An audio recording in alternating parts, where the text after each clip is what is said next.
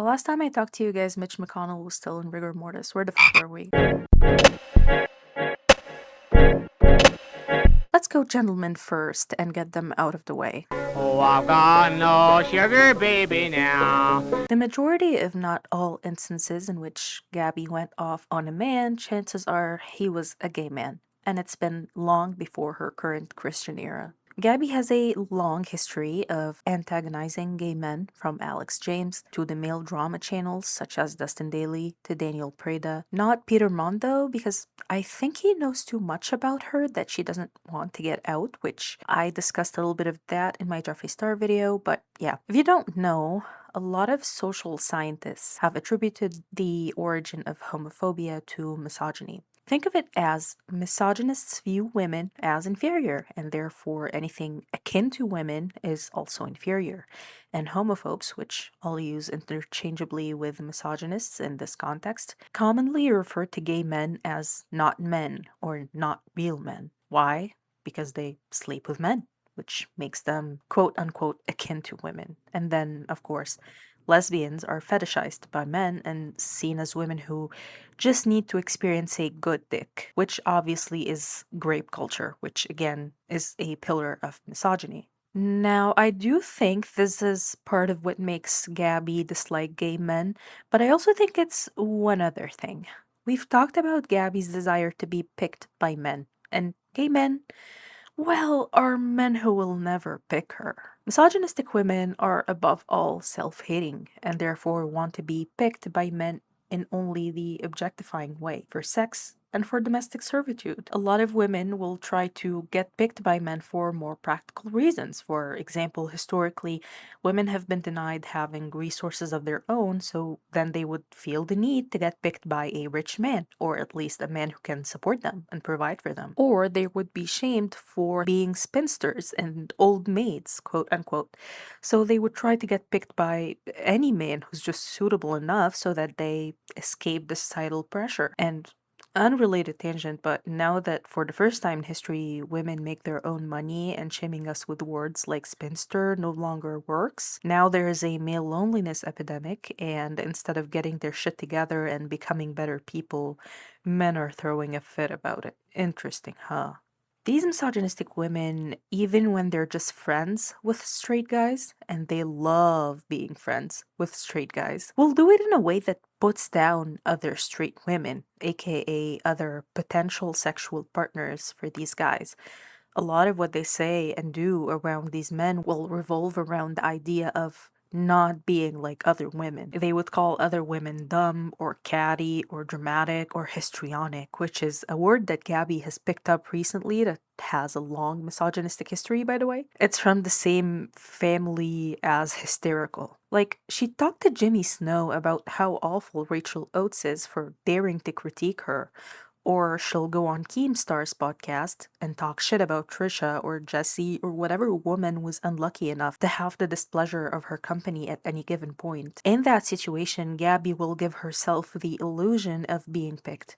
Hey, I just convinced this man, who already is a misogynist, by the way, that all other women are trash and I'm not like them. Now, obviously, I don't think Gabbie necessarily wanted Keemstar or Curtis Lepore or Jamie Snow to fuck her, but she clearly wanted them to think that she's superior to all other women, including whoever it is that they're fucking. They're the stupid girls who care too much about their appearance and gossip and astrology, and she's the girl who's one of the guys, who's cool, who gets it, who would talk trash about other women with them and giggle like a fucking buffoon. Gay men, on the other hand, are men who will never pick Gabbie, so why should Gabbie ever treat them as human beings? All I can do for repeat with you. Speaking of Jimmy Snow and Rachel Oates made the mortal sin of being more educated than Gabbie on a subject that Gabbie thought she could just bullshit her way into being celebrated at. Gabbie is not a good writer of poetry nor music. Her music mainly worked when she was singing sad romantic ballads that suited her voice type really well, which I do think Gabby has a nice voice. Monster meme aside, she just really needed to train before doing that belt. And I'm an alto bitch. I get it. Like there are Hosier and Axl Rose and Chris Cornell notes that kick my ass, and I'm a woman, so theoretically I should have a higher voice than them. But I got bass notes somehow instead, which just goes to show that a lot of this male versus female dichotomy biology is bullshit. Anyways, yeah, Gabby's music tended to have okay production, nice vocals, and shallow surface level writing that goes no deeper than whatever issue is at the top of her mind at the time. And they're not even expressing that issue very well. Her poetry, though. I like sleep. Sleep is neat. If you're having trouble, count some sheep. Now, look, a lot of YouTubers did write poetry books that were obvious jokes. Trisha Paytas certainly did. She never asked any of us to take her eggs for breakfast poem seriously. Gabby, on the other hand, because of her narcissistic tendencies, really can't make fun of herself. She can't be self deprecating. She really, really can't. She thinks every snot bubble that comes out of her nostril is praiseworthy for one reason or the other. Poetry is that one branch of art that has perfected itself into a science almost. Even free verse, bitch. Poetry has rules, and they're so precise and so different from place to place. And as someone who grew up learning Arabic poetry, I can't tell you how lucky that bitch is that her dad left Lebanon and all she had to do was study English poetry. I understand it still has a lot of rules, and I'm telling you right now, compared to, say, Arabic or Chinese or Persian poetry, shit's a walk in the park. Shit's a crumble cookie, bitch. All she had to do was read about it a little for a few months. You don't even have to study all of it. Just pick a niche and read some of it. Say, I want to do free verse and read some free verse to see the level of depth and figures of speech that you want to hit. Instead, her lazy, narcissistic, money hungry ass decided to do none of that and just shit out something. Her fans are stupid enough to buy it, anyways, right? That's what matters. But that's not even the problem. The problem is that she dared to do this and then demand it be taken seriously. Now, she has flip flopped on this. She would say it's a joke, then say it's about her trauma and it's serious. Then she would say it's super deep and you have to dig into it. But then she would say this is obviously a joke. Why would you seriously critique it and compare it to Edgar Allan Poe? It basically varied based on what would make her evade critique in the moment. Because, bitch, it can't be both. I will say right now, though, that even comedic poetry has to not be shit. Now, Rachel Oates is a very highly educated woman. She clearly knows a lot about poetry, definitely more than it takes for anyone to realize that Gabby's poetry is hogwash. She has something that Gabby really wanted but never had, which is credibility and respect as an actual intellectual. And she critiques poetry on YouTube for a living, among other things like feminist commentary, critique of other media, etc. Hey, after recording and scripting and recording this video, sorry guys if you can hear thunder in the background, it's just Toronto being Toronto. After this, well, I was editing and finding some material for the editing. I discovered that there has been some controversy and issues surrounding Rachel Oates and the trans community. She apparently has said some stuff that may be considered, well, my understanding is at the very least tone deaf, and that there is a controversy there, basically. I just want to say that I'm not saying that anywhere in this video that Rachel is perfect or anything. This was recorded and made in the context of Rachel Oates being a YouTuber who is knowledgeable about poetry. She makes a lot of intellectual commentary, and Gabby just targeted her within that context. I just want to make that clear that I'm not endorsing everything Rachel has ever done or saying that she was a perfect person at any point. Rachel dared to be that and do that online. And that's all it took for Gabby to be obsessed with her. So much so that she gets an invitation that she does not deserve the interview at Oxford Union for some reason. And she decides to shit on Rachel a bit more in 2024. Well, first of all, who are you? Like, that's my first thing always. It's just like, why are you critiquing me? Like, you don't have any accolades or skills or desirable traits in which I would want to consume your criticism. Like, it doesn't make sense. So that's like hate. Like, if you're coming from a place of like, I read a poem once. Like, you know what I mean? You don't know what you're talking about. Shut up. You know what I mean? The first 2 or 3 years it was out, like, everybody was just like really digging it and it was fine. But then it just kind of became trendy to use my name. And then like one girl went viral who like, the actual critiques don't bother me that much because like, it's gonna sound so bitchy, but whatever. Like, you have to be careful who you take your opinion from. Like, you can say like, you don't like my book, or you can like critique my literary style or whatever it is, but like, I don't think you're interesting or intelligent or creative or artistic. So why the hell would I take your opinion? You're a loser. Sorry, like, your opinion's nothing to me. Years after Rachel had already stopped talking about her, because thankfully Gabbie had decided to spare us any more of her poetry releases. Thank you, Gabbie. That was so gracious of you. Sorry, guys, I'm being extra mean today, and it's because I'm a few days away from my period, and I have leg cramps, and I'm sick, and I have so many chores to do, and I'm kind of on edge.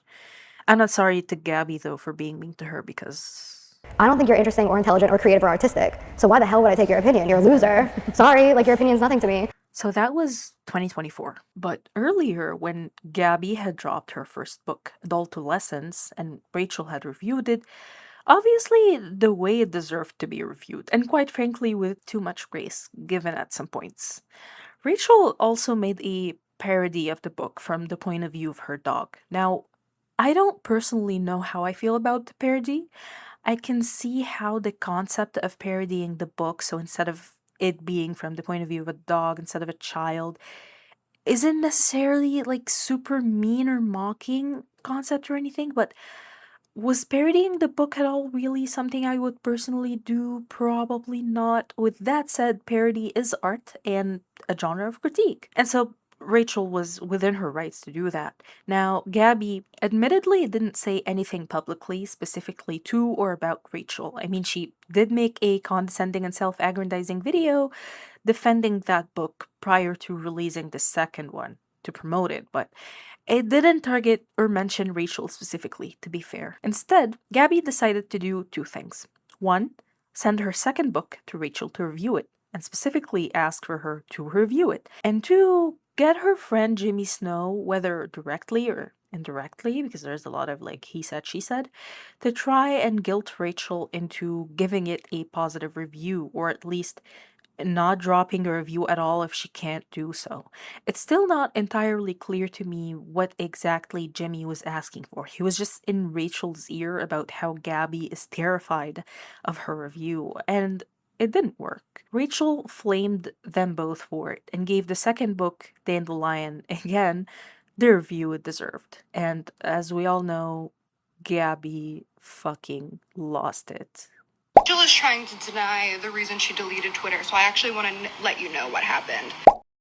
Have some fucking compassion. You've been the center of hate campaigns online. That's how narcissistic and abusive this person is and how much she cannot accept any type of criticism. Face yourself, bitch. Like, that's crazy to me. And you know why she hasn't critiqued my work in months? Because people started to see through it. They were like, why are you still going at this girl? Like, relentlessly. She can't fucking stop. And it's because when she talks about me, she gets hundreds of thousands to millions of views, and then she posts a little makeup get ready with me and it gets 4,000. You mean miss 4K views on your fucking makeup tutorial? Miss 4K views on your commentary piece a week ago? Yeah, I just went and checked. You talk about me, you get millions. I talk about you, I get still millions, but not because of you. The fact that she said attention-seeking games as if I've ever responded to her before. So what are my games? Is this a game, or am I just standing up for myself? I don't care what he has to say. I just wanted to trend on Twitter. She has no accomplishments in art or has proven to me that she's actually intellectual enough to understand art. I like sleep. Sleep is neat. If you're having trouble, count some sheep. I accept my criticism from talented, smart people, not abusive, toxic, exploitative bullies on YouTube. Hey, Rachel, instead of hopping in my DMs trying to bully and gaslight me from your own, you could just apologize. You're a fucking monster. You're a bitch. What is it, you manipulative, narcissistic bitch? And you don't get to tell me I'm starting drama for finally responding to the months The multiple videos, the millions of views, the tweets, the Instagram posts, the fact that you made a book mocking me. You fucking weird ass bitch, you published a book mocking me. You're a manipulative bitch and I'm done dealing with it. That doesn't mean I am having a breakdown, that actually means I'm finally healthy. You fucking sick, twisted bitch. Now keep in mind how YouTuber James Marriott, a straight man, at least to my knowledge, made a much harsher video about Gabby's poetry. In fact, he made multiple, at least one for each book, but didn't receive any backlash from her, let alone a full-blown crash out like this. See, I think that being jealous is part of the human condition, and that jealousy tends to manifest mostly towards people you have something in common with. For example, being a fellow woman. There are women out there who look better than me, are smarter than me, richer than me, happier than me, and heck, I'd love to be like them someday. But I don't hate them for it. I don't want the good that they have to go away and for me to have it instead, because things like beauty, intelligence, creativity, and happiness are not finite resources. And as for wealth, well, that is a finite resource, but I'm not really jealous of people who hoard insane amounts of it. I'm just jealous of people who have a nice and secure house, who can pay their debts and still have fun and buy things they want, who can buy nice things for their loved ones and retire their parents early. Girl, I'm happy for you and I don't want any of that to go away. I just wish I could do that too. And we could all be financially secure and feel safe. And that is very feasible. If not for the like 20 parasites who are hoarding resources and destroying the planet while planning their escape to space in luxury spaceships. Gabby's jealousy of women, especially those who don't kiss her ass, manifests into flaming hatred. Gabbie already can't stand that a woman is better than her at something. She'll try to do one of two things. Either grift some of that woman's success for herself, as seen in her serial befriending then ghosting of popular YouTubers until they're no longer useful to her, or, well, You're a fucking monster. You're a bitch. What is it, you manipulative, narcissistic bitch? You're a manipulative bitch and I'm done dealing with it. You fucking sick, twisted bitch. speaking of which, When I can't get along this way. this section won't be long, but it feels like talking about Gabby's jealousy of women, then transitioning into Angelica Oles is perfect. Now, Angelica Oles is not perfect. I remember back in the day she had been involved in certain situations that left a bad taste in my mouth, and I stopped watching her.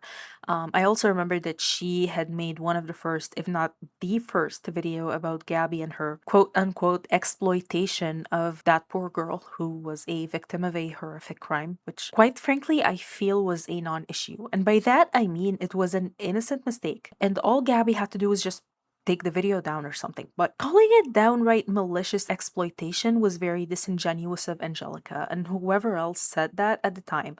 Now, maybe Angelica didn't specifically say that it was malicious in nature, but even making a video about it at all and titling it Gabbie Hanna Went Too Far was enough to make it sound like a way worse thing that Gabbie did than what it was, which was an innocent mistake. And Gabbie found the perfect drama channel target for her raging jealousy. Now, Gabbie did also talk shit about other channels on the regular, but Angelica, I quote directly from Gabbie, and I don't want to have to go find the clip among the 5-hour compilation of her series, but I'll link it in the description if you want to use it as background noise while you do chores or something. Gabbie says, I have a deep disdain for Angelica, and she explains it by saying that Angelica, quote unquote, started a lot of the dramas that Gabbie was involved in. This is paraphrasing, not necessarily a direct quote, but she said something to mean that. Gabbie, the only situation I can think of that she had actually started that probably no one else was going to commentate on except for her until she did it, then more people followed, was the aforementioned situation. Other than that, it was all situations in which you did something shitty and every drama channel was calling you out, including Angelica. Now, Angelica may have been relatively faster at uploading because at the time, her video format was faster to produce than what a lot of other drama channels were doing, where they cut in a bunch of graphics and screenshots and music and stuff. Angelica would just turn on the camera and talk and drop the occasional screenshot. So hey, maybe her videos did come out slightly earlier than others. Now, Gabbie has a general disdain for drama channels that's also born out of misogyny. When men report on the news, it's journalism, but when women and gay men do it, it's a tabloid. As if celebrities and public figures don't directly benefit from being covered in the news, as long as it's not intrusive on their lives like the paparazzi, for example. When men gossip, it's just talking, but when women and gay men talk, it's gossip and it's gross. As if men aren't the biggest gossipers, and the way they gossip about women's bodies, their sexual history, and the crimes that their own buddies commit against us. This isn't bad enough to qualify as gossip. She'll go on fucking Keemstar's platform to talk shit about Trisha and Jesse, but fuck Angelica Oles because she talks about my drama and gossips. Let's be real, Gabbie. Angelica is the embodiment of the girls you grew up around, who you convinced yourself were being mean to you because they were the hot and popular girls who received a lot of male attention and adoration when in reality you were just being weird to them. They did nothing to you. You were the monster that's been here all along. Beauty standards for women are so brutal and so demeaning and so racist that we don't even have the time to explain them here, and I don't think we need to. What I will say is that Gabbie was a woman who fluctuated in weight, was famously bullied by men for that, and her Middle Eastern features. And again, there is nothing wrong with any of these things. They don't make Gabbie or any woman ugly at all, actually. At least to those of us who are normal and well adjusted human beings, except to those of us who are clearly not normal or well adjusted.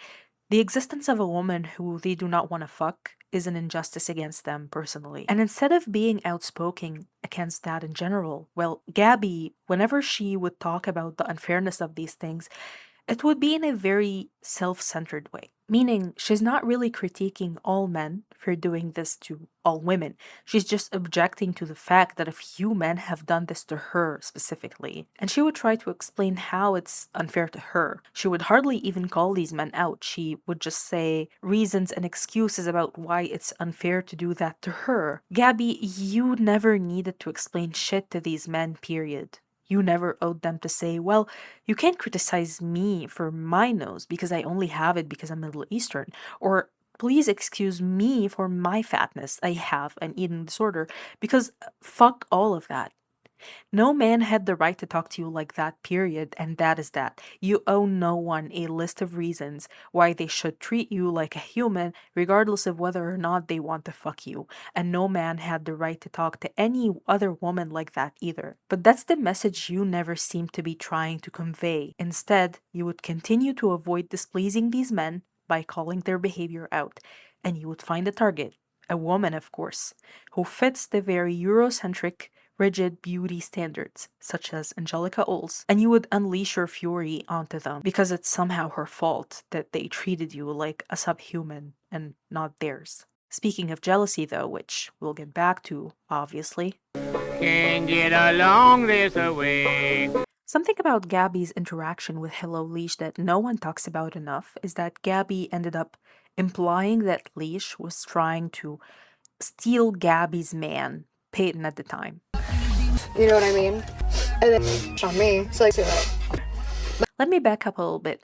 How their interaction started was by Gabbie essentially doing what she's seemingly always done whenever an audience member, small creator, who she feels she can manipulate, talks about her negatively. She would slide into their DMs or give them a call, and she would hope that the proximity to her as someone who's pretty much a celebrity as far as YouTubers are concerned would make them starstruck enough to just take her word as gospel and change their minds about her. With Leash, though, a lot of their interactions seem to be just outright cruelty and intimidation tactics. By Gabbie, obviously. Gabbie loves hanging on to semantics and trying to twist what you say by saying, well, you said that word, which makes everything else you've said invalid. So, just based on a technicality, she can dismiss your entire very valid argument.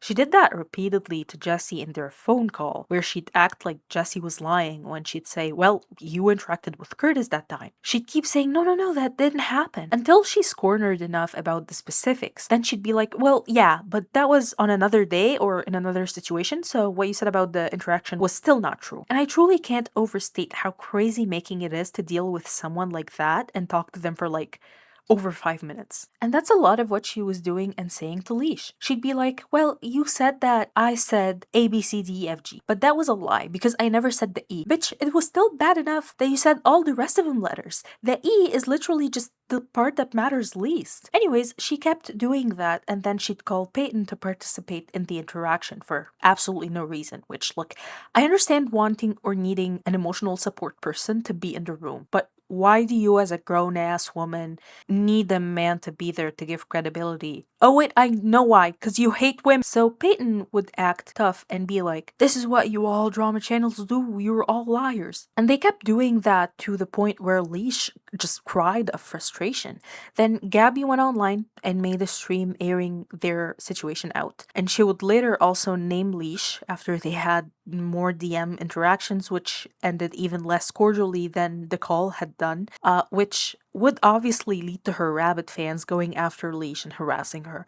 But what's worth mentioning here in the context of Gabbie's misogyny is that Gabbie is so insecure and so jealous of other women that Leash saying in a very mild and obviously respectful and not weird way, it's a shame that our interaction went like this, something something, I liked Peyton. And Gabbie made it sound like Leash was like, oh my god, giving the dude her number. It's giving the level of insecurity of girls who get mad at waitresses and shop clerks for being polite to their boyfriends. Gabbie, please seek help. All I can do, I've said all I can say. But no situation with another woman is darker or demonstrates her deep disdain for women more than her continued one-sided feud with Jessie Smiles. To this very moment, by the way, to the point where we had to split it into two. So last video we talked about kind of the start of it, and now we talk about the rest, if there's enough time in the day to even brush on the rest. To Gabbie, Jessie was all of the aforementioned combined. A woman who was more secure, more successful, at least when they first became friends, who received more male attention, she was more conventionally attractive, she was even more highly lauded as a singer, and she became a target of Gabbie's obsession with all the women she's insecure about. After Jessie decided to end their friendship, as we mentioned briefly in the Jenden part, Gabbie became obsessed with keeping tabs on Jessie and knowing about every interaction she had. But also, Gabbie had gotten to a point where she finally became more successful by the numbers than Jessie. She had latched onto bigger YouTubers, collected some numbers from them, and to be completely fair, she did also garner deserved positive attention for being funny and creative with her story times and vines. Now, obviously not all of them, because some of them were allegedly plagiarized and some of them were just fucking racist,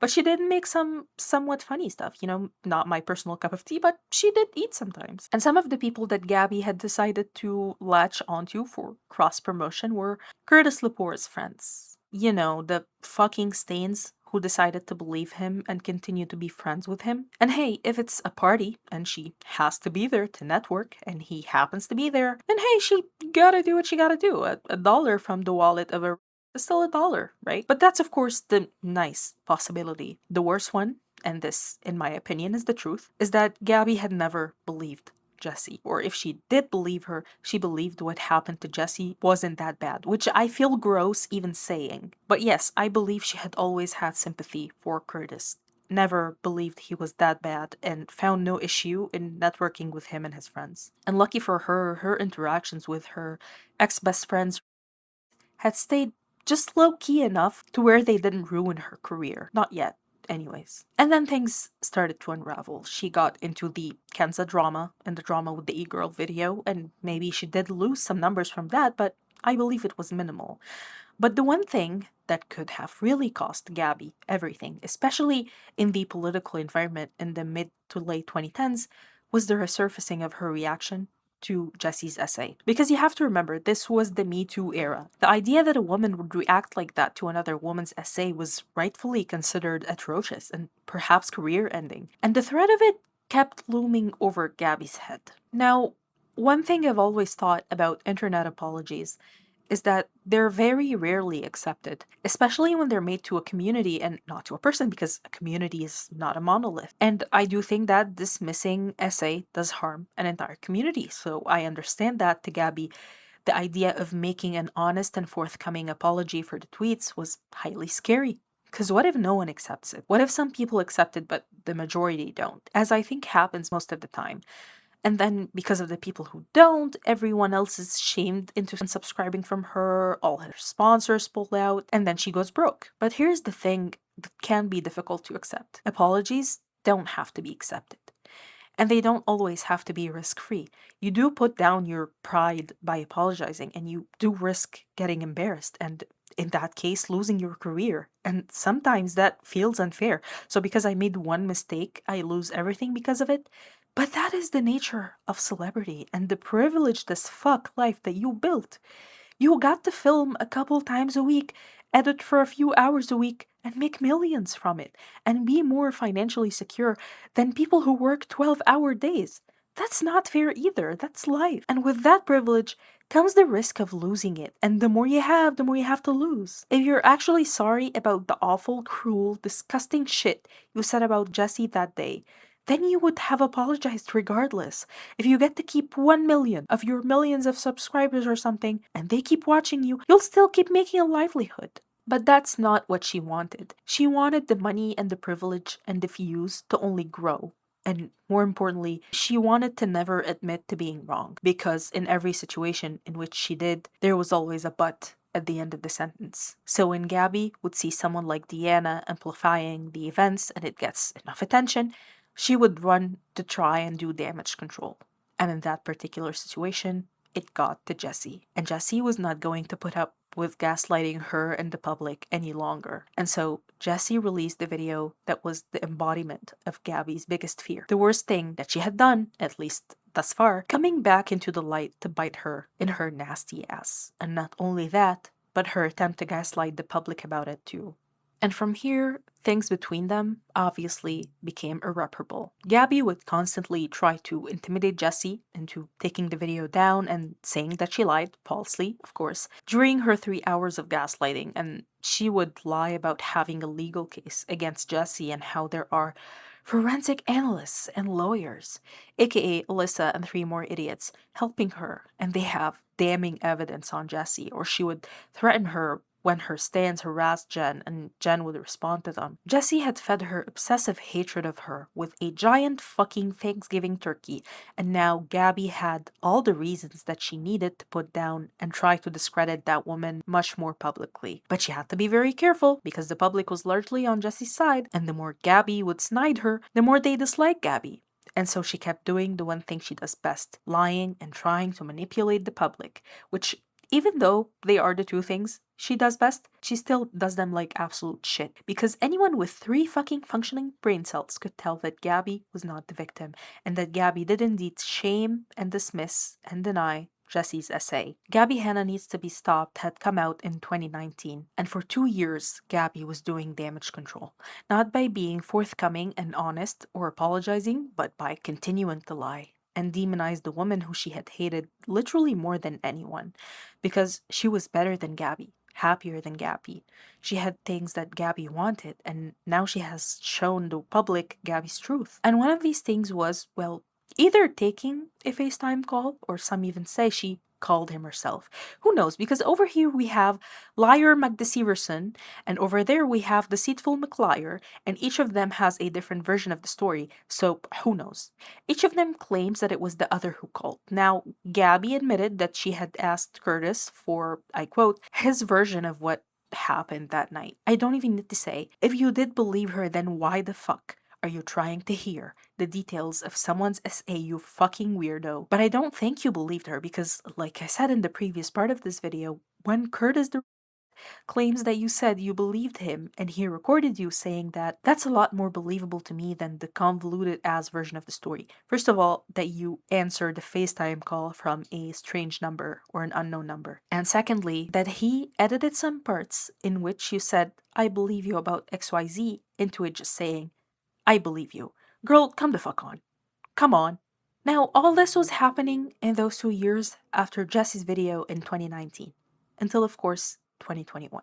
Gabbie decides that she is going through her villain era and doing the whole I'm misunderstood like Freddie Mercury and I'm the villain but simultaneously the victim bullshit. She decided to do an interview that was heavily skewed in her favor with BuzzFeed, and she decided to bring up Jesse again in it and continue to lie about not having sided with Curtis after the TMZ article. Now, you have to understand, at that point in time, literally no one brings up Jesse's essay in public anymore. Jessie is largely offline. She hadn't even started the DWKT podcast yet or any other podcast, not the one with Kathleen Lights. She has moved on. She's married with kids and by all accounts seems very happy. The only reason why it's still getting brought up at all is because Gabbie is still lying and her denial and mockery of it remains a point of contention, which it shouldn't be because it's the truth. And so Jessie's essay keeps getting mentioned and she has to keep being reminded of it all because of Gabbie. And so Jessie Smiles had had enough and she put the final nail in the coffin in Gabbie's online career. Well, at first, she had put a nail and semi-hammered it in, which was the snippets from the 3-hour phone call, in which Gabbie was obviously lying, manipulating, making excuses for her befriending Curtis's piece of shit friends, and also in which she would casually admit to having taken that FaceTime call from Curtis and asking for his side about the essay, and Jessie crying about it to the point where she had to end the call, which was so abhorrent, and like I said, it was a semi-hammered in final nail in Gabbie's career's coffin. Now, like every other misogynist, Gabbie simultaneously thinks that women are dumb, but also super cunning and crafty, that they are simultaneously too emotional, or histrionic, as Gabbie likes to say now, but they also fake emotion to manipulate others. And so Gabbie insists that Jessie had no reason to cry and that she caused Jessie no distress, and that Jessie is being manipulative by being sad that her ex-best friend decided to hear out her bitch, fuck you. Wow, okay, I'm way more nervous than I thought I was gonna be. For my subscribers who have been here a while, I think a lot of people forget or don't know that Gabbie Hanna chose a rapist, admitted and wrote signed a confession to the cops over her best friend who was the victim, and she didn't do it privately but publicly. That's always bothered me. So Gabbie saw Deanna's tweet and she didn't like it. She felt strongly enough that she felt she needed to message. Isn't it interesting that she doesn't try to negate that at all? She's just like, here's the thing that happened. Jessie didn't say it, right? That is a master manipulator. She never actually does anything, but everybody does it for her. You lied. He didn't call you. You hung out with Curtis's friends. No, dude! Fuck. No! Like, she's going out of her way to fucking lie. I told her the only other time that I've seen him in a setting outside of public events was when I was at 1600 Vine, where all the top Viners lived, where they all collaborated, and I was there and he showed up. And the situation she's talking about is after Jessie, discarded me already. He told you to the side, and he told you that. He told you, I'm so sorry I was mean to you, I can't believe what Jessie did to you, trying to get on your side. I didn't say that, dude. I said he called me. The reason why I remember it happened in person is because you told me. I'm gonna really work up. Dude, this is literally fucking, it's literally insane because I fucking wouldn't have said that because it's not fucking real. The point of trying to show this is being you see, Jessie's mad now and she has no right to be because we spoke months ago. And then she says, yeah, she's so friendly to No, dude, my point is you're a fake bitch. You can check anything that's ever been on the internet on the Wayback Machine. So any tweet would still be traceable. Do you notice how she just discredits everything I say with this face? That's manipulation. Either way, it's a second job that I decided to take on because it's a lot of stress relying on YouTube for money. It's a lot of stress, when you have a kid and you don't have a stable income. Victim, pity me, set you up with a sob story, okay. So Jen was telling Gabbie, I don't know why Jessie hates you. I don't know, all this stuff, whatever. Point is, it was Jen talking shit about me. Dude, the way she just brushes off, really important information is, overwhelming. She literally told me that Jessie would log in and tweet from Jen's account so she could hide behind Dude, she's getting in front of everything. I'm just gonna read my text messages with Jessie Smiles. Wanna come? Here's why I'm gonna read them.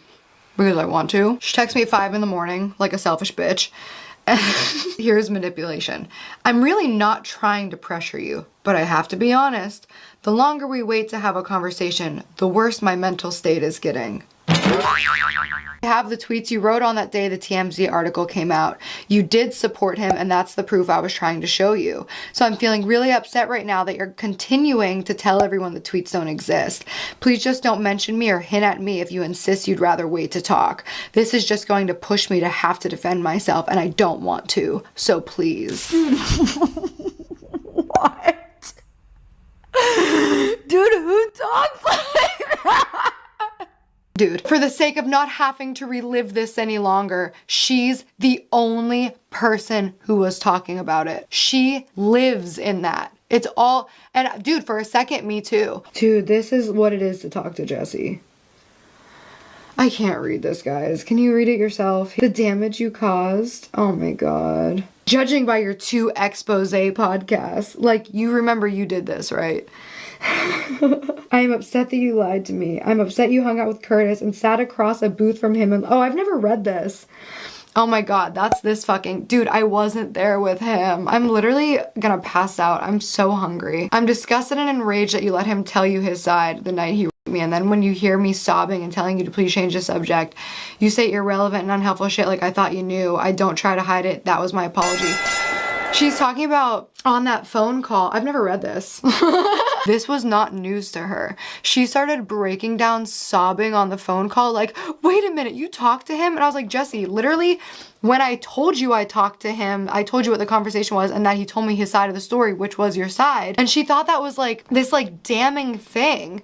And I was like, I asked him because like I was gonna like defend you if he tried to like say something that happened that didn't. But then he told me the same fucking story. It was just a deflection on the phone call. She needed a reason to get upset. I will send you to your mom on next payday.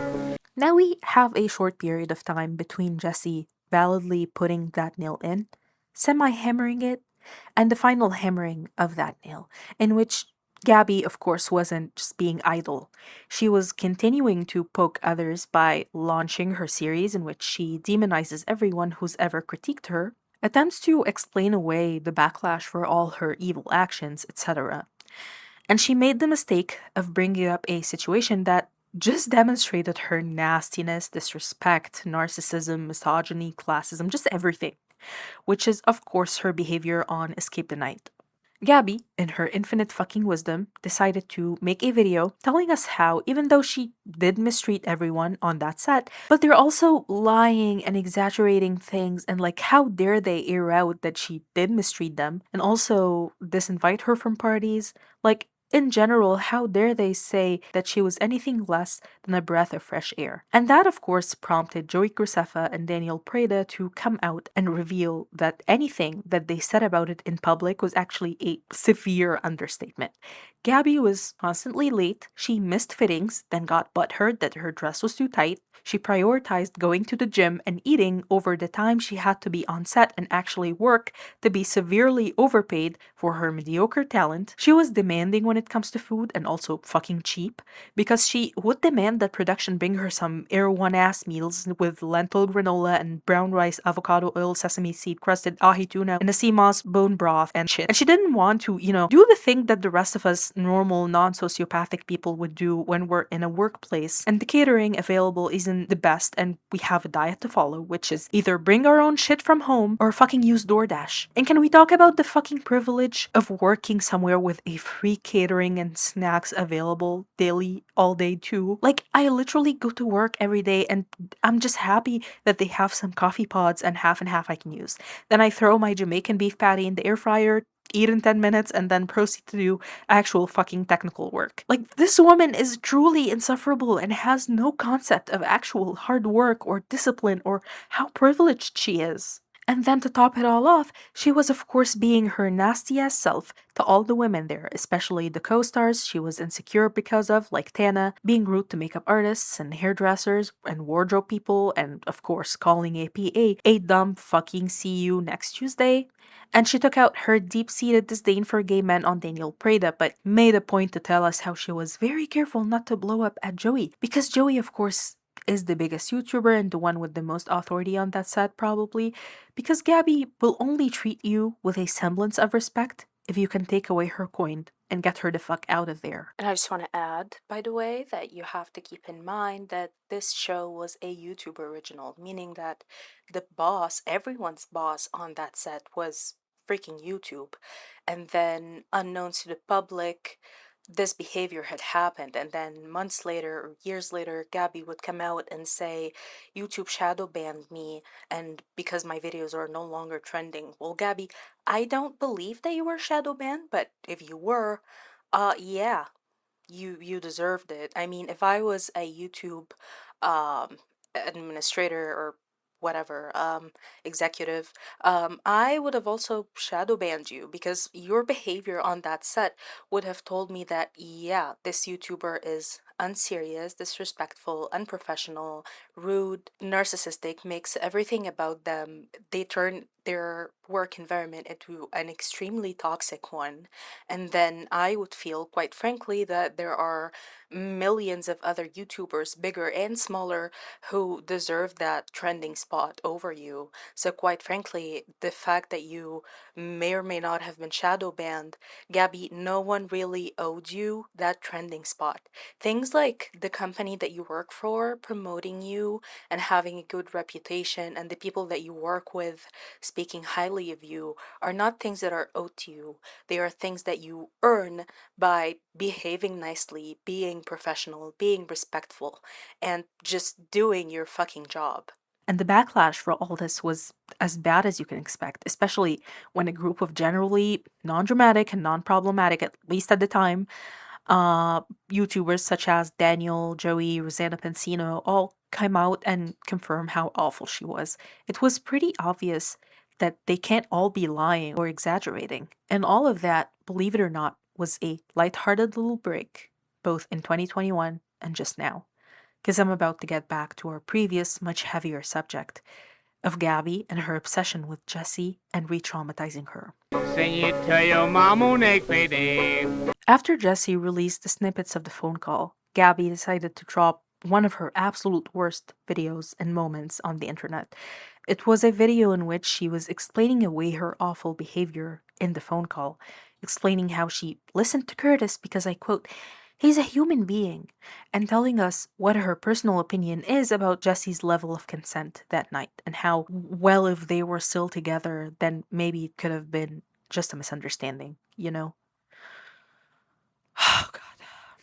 There has never been a moment in Gabbie Hanna's career worse or where she told on herself more than that moment.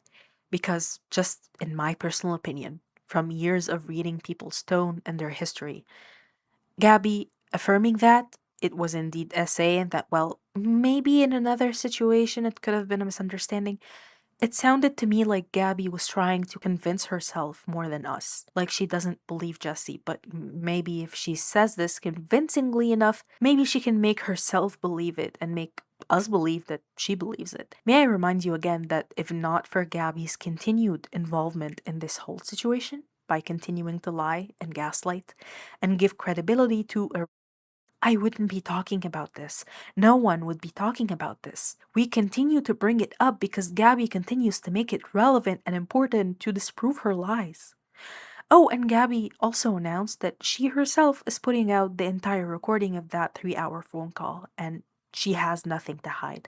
And that recording only proved how awful she is. After that video, Jessie didn't bring a hammer, she brought a screwdriver and she nailed that coffin shut. Jessie's final video about Gabby was the final word she ever needed to say. She disproved Gabby's claims, she refuted Gabby's points, and she put into perspective just how abhorrent of a person Gabby was. Jessie was visibly tired and distraught. The public had finally seen enough, and Gabby was done. She has refused to mention Gabby since. Gabby, on the other hand, did put out the 2 videos from her series about Jessie, which were as awful as we all expected, but because the series in general didn't get the reception Gabby had hoped for, and certainly didn't whitewash her image, the whole thing ended up being deleted off of her channel, and no one really talks about this series anymore. Gabby had a public meltdown on TikTok that went viral, which to this day we don't know the truth of. At some point, she said she was manic. Then she completely denied being mentally unwell at all and saying it was only out of mental distress because people were still criticizing her. God knows, especially that Gabby is famous for saying that she's good at manufacturing viral moments. Gabby disappeared for a couple of years, then came back as a Christian, continuing to drag all these women down. She came back, raging against drama channels. She talked shit about Rachel Oates at Oxford Union. She raged against Trisha. She raged against Mother Mary, because if someone is a Christian, God forbid they have some respect for the woman who suffered and carried the man that Christians believe is God into the world. literally gave birth in the desert on her own and was shamed and stigmatized for it? Because Gabbie's religiosity, just in my opinion, obviously I don't know, but Gabbie's religiosity is a manifestation of her narcissism. She is a chosen one to receive messages from God. She gets to put other women down because they are histrionic, dramatic, gossiping, slutty, and of course, ungodly. And also, in Christianity, may I remind you, God is manifested in a man, Jesus Christ. Whereas in the other two Abrahamic religions, God is technically non binary. Now, he is still referred to in he, him pronouns because Arabic and, to my knowledge, also Hebrew, don't have the equivalent of they, them, or gender neutral pronouns. But in her own brand of Christianity, Gabbie found the perfect situation for herself. She gets to be above all other women, but still be under one man's thumb. And by that man, of course, I don't mean her husband, because as we discussed before, Gabbie is not a trad wife. She doesn't want to be a trad wife. She wants a yes man, not a trad husband.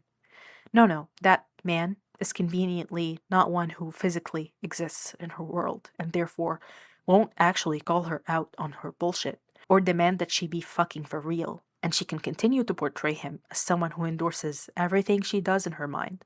You know, like her husband.